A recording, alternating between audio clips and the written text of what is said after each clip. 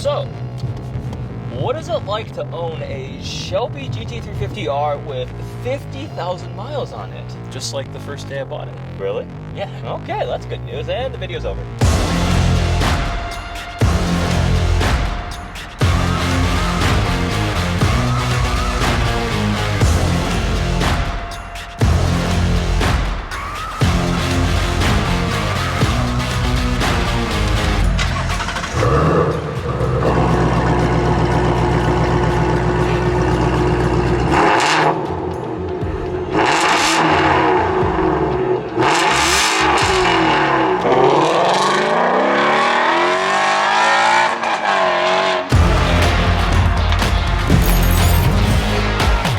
So we're back in the car with Matt, a good friend of mine who, you were a contributing factor into me purchasing a Shelby 350R. Yep. And you've had yours now for 5 years? Yeah.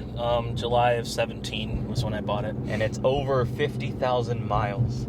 It'll trip in about 8 miles. It'll trip 51,000. Oh, yeah. All right. So you have driven it and enjoyed it extensively. Oh, yeah. Not a garage queen. Nope. She gets driven. She gets used as Carol intended. Yes. So you bought the car new. This was exactly the spec that you wanted, right? Yeah. So we've done a review and ownership video already. Yeah. So originally I wanted either the black with black stripes or I wanted the ruby red. Either you like stripes or you don't like stripes on a Shelby. I like stripes because that's what is indicative of a Shelby, at least in my opinion. 50,000 miles. What did you do to get it to 50,000 miles? In the summer, so in Michigan we can't drive it in the winter just because, snow. You can, it's just not comfortable. You can, it's just not good. So every summer when it would be, or spring when it would get warm out, I would take it out. I'd drive it to work every once in a while. I'd drive it on the weekends whenever you'd be in town or when you still lived here. We would go out and drive multiple road trips with my dad down to Tennessee to do Shelby Mountain Run, which is an event every year. And you've done one of those. I did one, yes.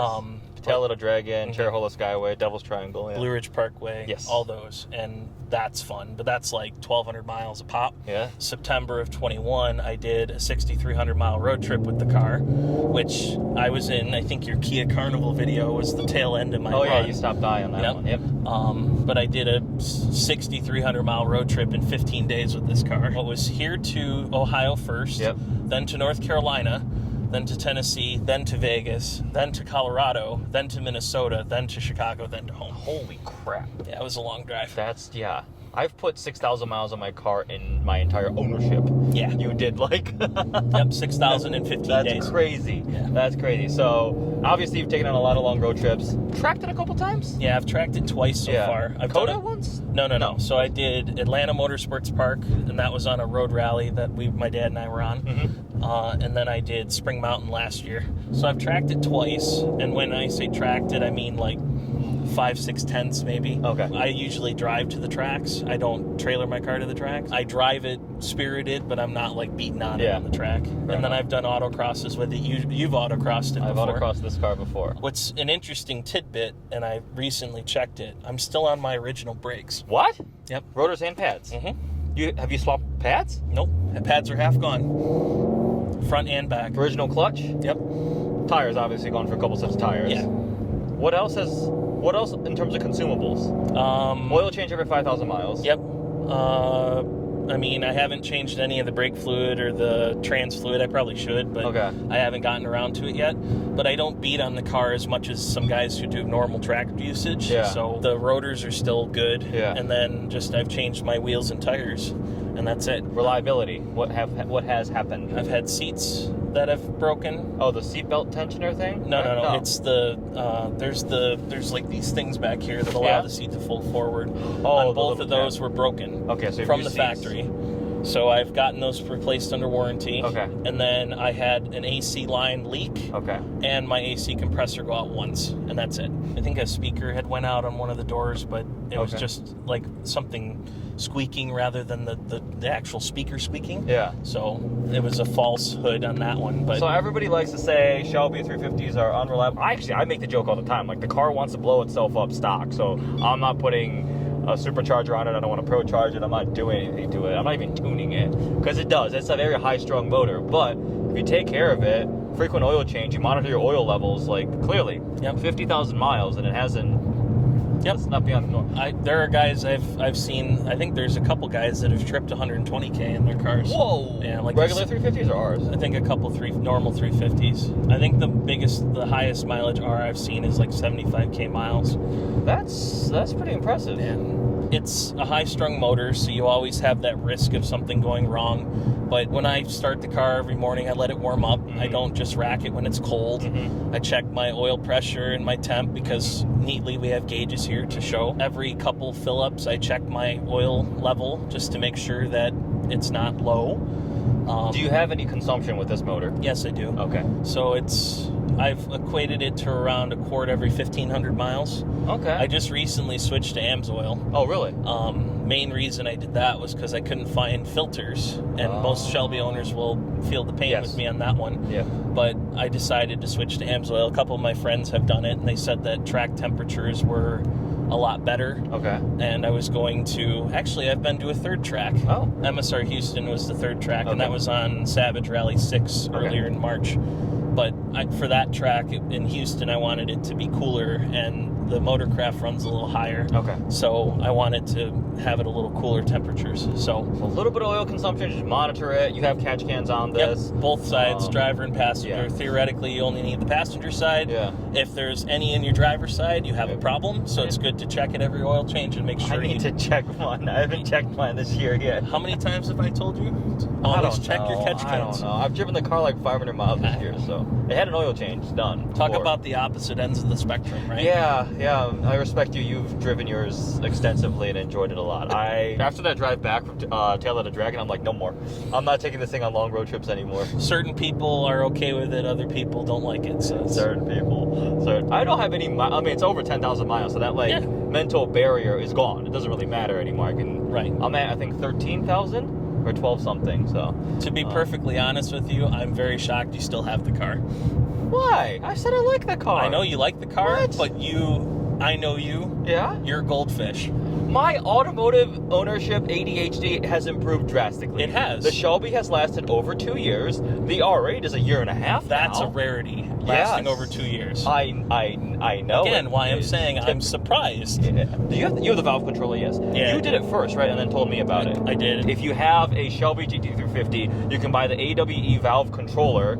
It's shared with the Focus RS, and you unplug it. They terminate the factory one, so it thinks it's still in there. This little toggle becomes useless, but then this one allows you to override the exhaust valve controller. So I just turn ignition on, accessories on, open the valves. You can hear them actually open, then you have a cold start without the valves going bam, bam, bam. The only other things I've done has been aesthetic. I bought new wheels, and then I did the tow hook, and that's just because I go on the track, and if I ever make a mistake, I want to be able to be pulled out. Yeah. And then I did jacking rails so that I can lift the car up easier.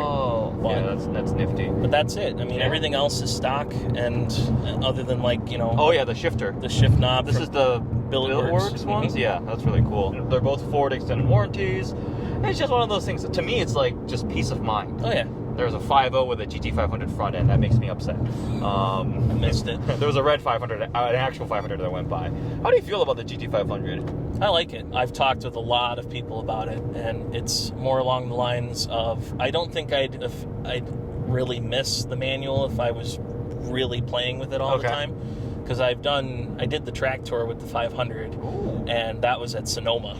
Ooh. And you forget really quickly that you don't have a manual in that car when you're playing around. Yeah, because it makes over 700 horsepower. Yeah, and that car's an animal, but the nice part is it's a two-headed type of thing where you can drive balls out, and then you can switch it to automatic mode and just drive real peaceful. It just felt a little more heavy. I mean, it's stupid fast, but a little more heavy and insulated, and I like the raw manual feel. It's like, I think the really good way to describe it is 911 Turbo S versus 911 GT3. Right. Like, it's more kind of track nimble, naturally aspirated versus just equally capable and fast, actually arguably more capable, torque, all of that. Well, remember what I told you in the comparison video was the 350R is a track car you can daily. Yes. And the 500 is a daily driver you can track. Yes.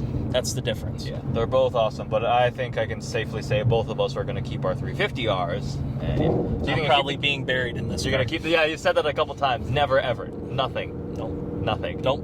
What if I offered you stupid money for it? No. No? No. Really? Always addition, never subtraction. Okay. Or never. Like, what if somebody actually came to you and goes, Matt, I want to give you $125,000 for your car. You would still say no. The thing that's love and loyalty there. The thing is with this car though, Yeah. it's a different thing. Is I've met so many people, I've done so many things that I wouldn't have been able to do if I didn't have this car. Mm-hmm. Like, we met because of this car. Yes, we did. I've done so many adventures. Every day. No, just kidding. I've gone on so many adventures. I've met so many people that I can't like take that away from me, and this is the car that did it. What else is there to share? 50,000. I mean, it's still running well.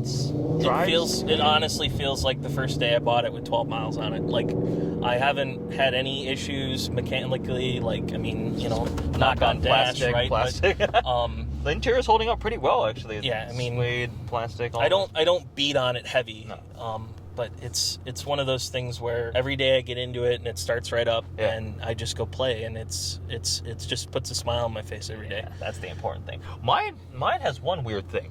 My airbag thingamajig on there, it's like sagging. The whole liner on my, a little worse than this one actually. I noticed that the other day. I was like, I mean, that's Ford. I know. See, at the end of the day, it's still a Mustang. This dome lights around here is exactly the same as my 2012 Boss 302. Yep. And I was like, what the heck? The Tremec and that 5.2 Voodoo flat plane crank is a fantastic combination. Oh, I absolutely. love it. And then it's special.